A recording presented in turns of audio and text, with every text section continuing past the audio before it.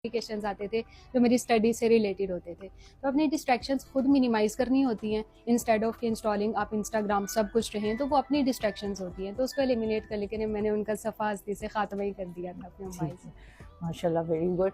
अच्छा, मुझे ये बताइएगा कि ख़वातीन सीएसएस करना चाहती हैं, बहुत सी हर्डल्स आ जाती हैं उनकी ज़िंदगी में, बहुत चीज़ें होती हैं, तो आप उनको क्या पैगाम देना चाहेंगी कि किस तरह से वो इसमें आएँ, आगे बढ़ें और अपना एक अहम किरदार अदा करें माशरे में? मैं तमाम बेटियों से यही कहूँगी कि एक तो बेटियों के लिए माँ बाप की सपोर्ट होती है, जी बिल्कुल। दूसरे जब वो बाहर निकलती हैं वो हीला करती हैं तो वसीला अल्लाह ताला बना देता है।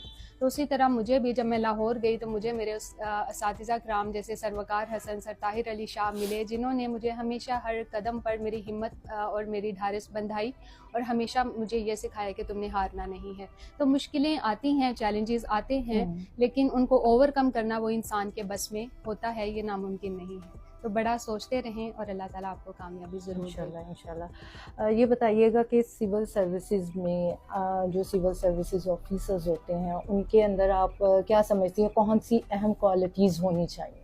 सबसे पहले तो उनके अंदर एक हम्बलनेस होनी चाहिए, क्योंकि जो सिविल सर्वेंट्स हैं they are not called as civil officers, they are called as civil servants, they are meant to serve the people. तो सबसे पहले तो उन्होंने सिविल सर्विस करनी है एंड सेकेंडली उनके अंदर एक सिंपलिसिटी होनी चाहिए। वो बहुत ज़्यादा एक एरोगेंस जो चीज़ आ जाती है कि अपनी एक्सेसिबिलिटी जो है उसको मिनिमाइज़ कर लेते हैं पब्लिक तक, वो नहीं होनी चाहिए।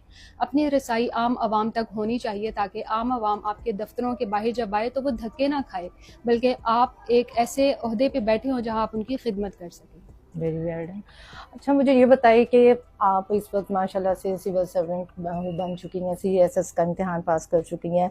तालीम में आप कौन सी ऐसी चेंज लाना चाहेंगी जो आपने ड्यूरिंग तालीम आपने फेस किया कि ये नहीं होना चाहिए, अगर मैं कभी ऐसा बनी तो मैं इसमें ये तब्दीलियाँ लाऊंगी? हमारे तालीमी निज़ाम की एक ख़ामी मैं कहूँगी ये है कि हम जो तालीम लेते हैं तो वो एक डिग्री पास करने के लिए लेते हैं, सिर्फ नंबर्स लेने के लिए लेते हैं। लेकिन जब वो डिग्री लेने के बाद हम सीएसएस, पीएमएस जैसे मुकाबले के इम्तहानात में बैठते हैं तो वहाँ पे conceptual clarity, critical thinking, analytical abilities, ये वो वाले कॉन्सेप्ट होते हैं जो इंसान को पता ही नहीं होते कि ये क्या है, हालांकि उसने एक ग्रेजुएशन 16 साल की तालीम हासिल की होती है। तो मैं यही कहूँगी कि हमारे तालीमी निज़ाम में वो एक क्रिटिकल थिंकिंग वाला एलिमेंट ज़रूर होना चाहिए। आखिर में आप क्या पैगाम देना चाहेंगी नौजवान नस्ल को?